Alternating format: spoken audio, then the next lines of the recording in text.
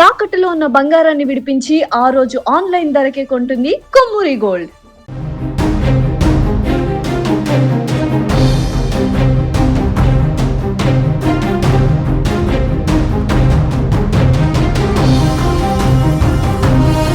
తెలంగాణ రైతులకు జీవనాడిగా భావించే శ్రీరామ్ సాగర్ ప్రాజెక్టులోకి వరద ప్రవాహం కొనసాగుతోంది. ఎగువ ప్రాంతాల్లో కురుస్తున్న వర్షాల ప్రభావంతో గోదావరి నదిలో నీటి ప్రవాహం పెరిగి భారీగా నీరు ప్రాజెక్టులోకి చేరుతోంది. దీంతో ఎస్ఆర్ఎస్పీ వద్ద జలకళ సంతరించుకుంది.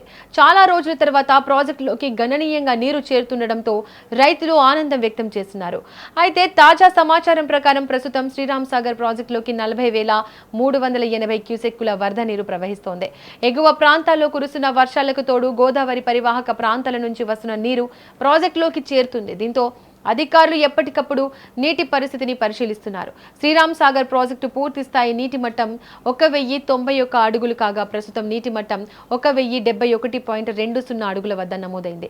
ఇంకా పూర్తి స్థాయి నీటి మట్టానికి చేరుకోవడానికి దాదాపు 20 అడుగులకు పైగా నీరు అవసరం ఉంది. అయితే ప్రస్తుతం వస్తున్న వరద ప్రవాహాన్ని చూస్తుంటే రానున్న రోజుల్లో నీటి మట్టం మరింత పెరిగే అవకాశాలు కనిపిస్తున్నాయి. ఇక నీటి నిల్వల విషయానికి వస్తే శ్రీరామ్ సాగర్ ప్రాజెక్టు పూర్తి స్థాయి నీటి నిల్వ సామర్థ్యం 80.5 టీఎంసీలు. ప్రస్తుతం ప్రాజెక్టులో 25.353 టీఎంసీల నీరు నిల్వ ఉంది.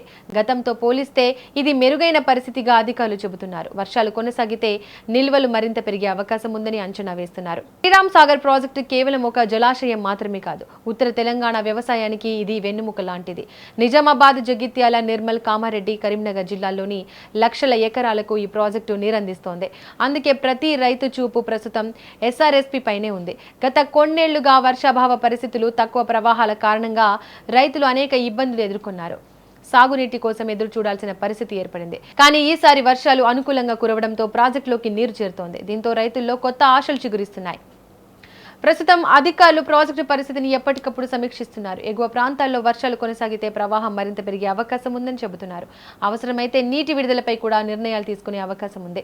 మరోవైపు ప్రాజెక్టు పరిసర ప్రాంతాల్లో భద్రతా చర్యలను కూడా కట్టుదిట్టం చేశారు. ప్రాజెక్టులో నీటి నిల్వలు పెరగడం వల్ల వ్యవసాయంతో పాటు తాగునీటి అవసరాలకు కూడా ప్రయోజనం కలగనుంది.